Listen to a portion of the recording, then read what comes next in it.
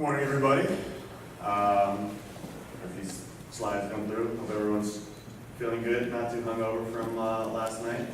I just thought I'd start by thinking about the reef. This is why we're all here. This is something that all matters to us. It's what we love, and it's amazing that we're in the position we are today. But I think we're all in this room because we know that we can take the steps to help protect reefs here in Australia and around the world. So my name is Sam Teicher. I'm the founder of Coral Vita, and it's a company that grows corals to restore dying reefs. And I also wanted to take a second to pay respect to the elders, past and present, especially coming from the States where that's not something we do ever. I definitely appreciate being here in Australia, and thank you all for coming. I also thought I'd just start by, this is when I fell in love with the reef, about this age. My fashion game was definitely better back then. But as far as what underpins the work that I do, this is a lifelong love of the ocean. And I'm very excited to be a coral farmer. So Rich actually set up very nicely the whole thesis behind Coral Vita's work. So again, underpinning a deep love for the ocean, we at Coral Vita certainly recognize that unfortunately the ecological argument doesn't always work on everyone. Using stats from NOAA, conservatively, reefs generate about $30 billion a year. And I'll go through a lot of these very quickly since we've heard many of them today. But again, tourism, fisheries, coastal protection, there's 1 billion people around the world that depend on reefs. This is not just an ecological catastrophe, it's a really socioeconomic challenge. And hopefully that can be a driving force to get more and more people engaged in helping protect the reef itself, which is dying here and everywhere. I'm coming from the Bahamas. 80% of the reefs in the Caribbean are dead, so it's unfortunately a roadmap to where things could be going. But coral restoration, as we all know, has been proven to be successful in many places around the world. I got started in this field between college and grad school. I helped start a UN-funded coral farm in Mauritius, and it was incredible to see fishermen returning to a lagoon that had been barren for years because there was so much more marine life from the project. But one of the things that I certainly picked up from that work was that the current model has some serious limitations. So traditionally, ocean-based farms, you only can grow the fast-growing branching species. There's limited strategies in terms of helping boost the resiliency of corals to threats like warming and acidifying oceans. If there's a cyclone, if there's a fisherman who drops his anchor, if there's a bleaching event, the whole project could be at risk, and we saw a number of nurseries actually get taken out by the hurricanes in the Caribbean last year.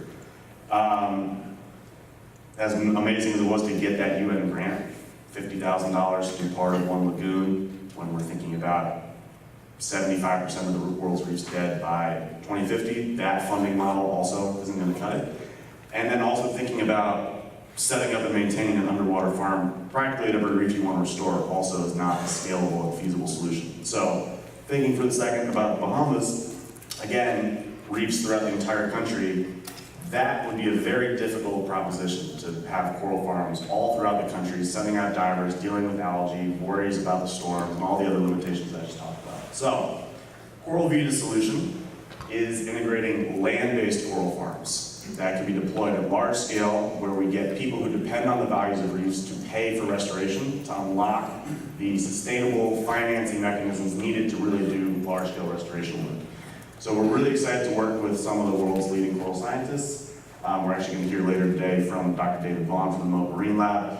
Basically, we are incorporating microfragmenting, which can now let us grow a wider range of species, especially those massive bouldering corals now in months or years instead of decades, which also drives down the costs related with growing and installing corals. And then also methods from Dr. Ruth Gates and others to strengthen the resiliency of corals to climate change. So more corals grown at a quicker speed that are more resilient to warming and acidifying oceans.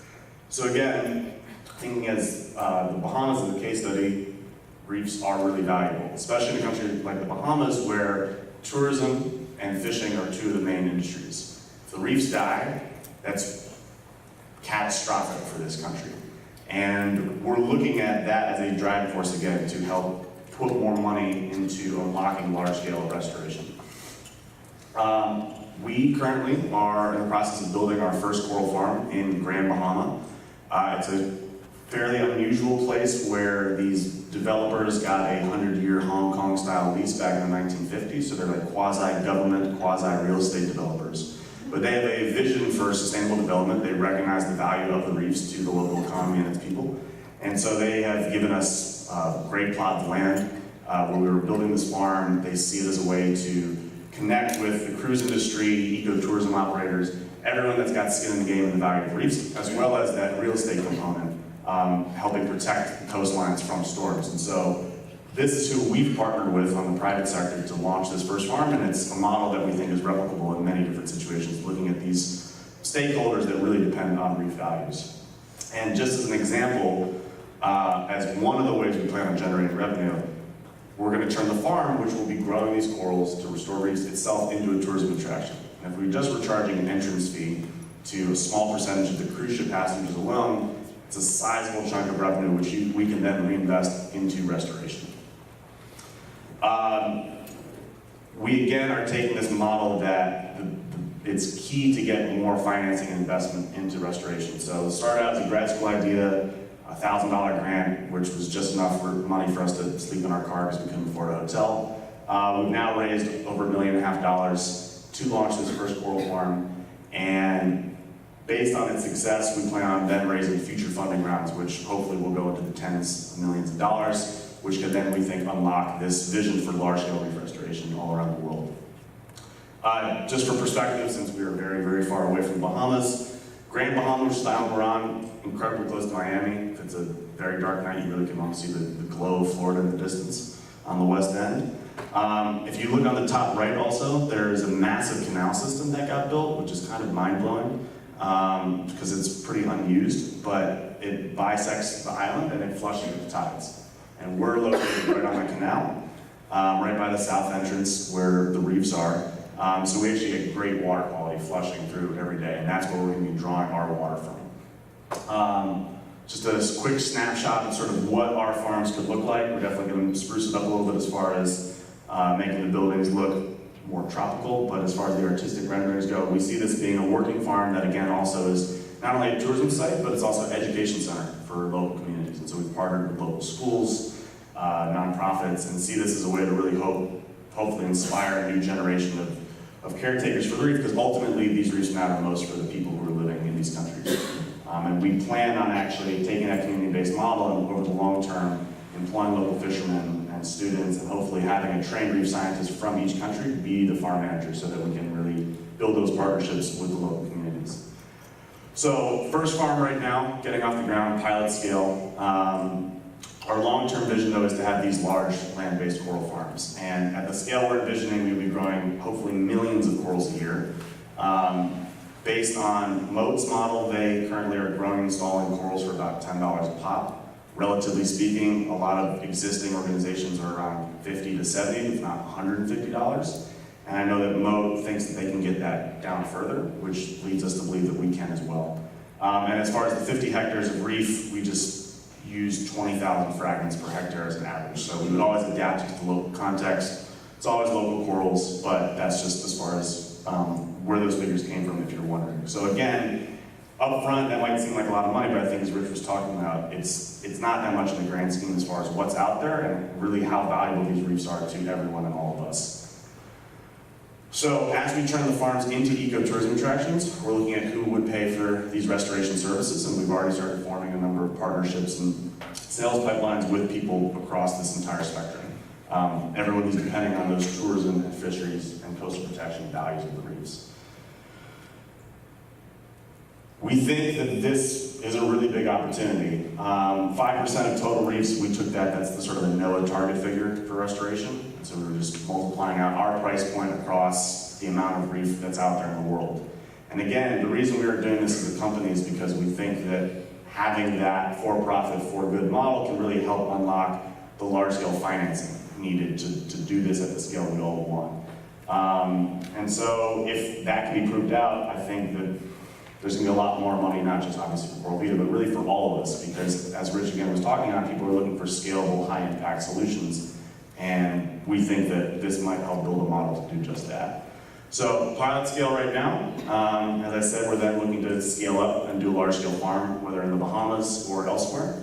And then ultimately, we want to have a large land-based coral farm in every country and territory around the world with reefs, where we are working with local scientists, customers, communities, everyone with skin in the game, where we can really create a collaborative network to help us all achieve the goals we want for coral reef health.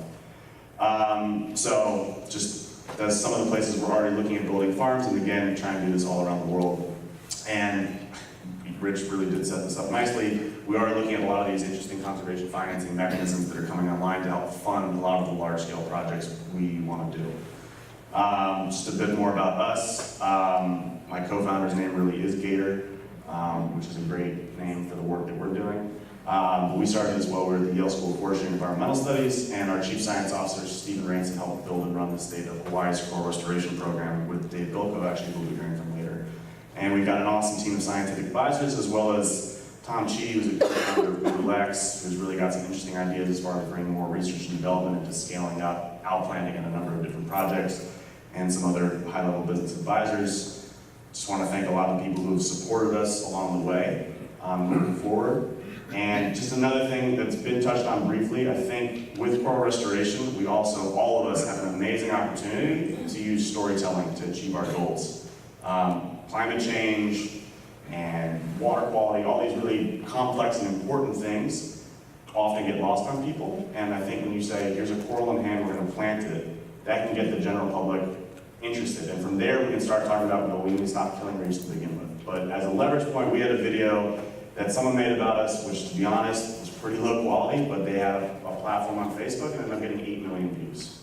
And people started adopting corals from us. So I think just for everyone, definitely think about how we can work on that communication aspect, which as environmentalists and scientists isn't always our strongest forte, to really help achieve the goals that we want. And really appreciate the time. We really want to build partnerships, I said before, with everyone. And so we'd love for you to come chat with us, because we'd like to do this work in Australia and beyond. And I really thank you all very much for your time.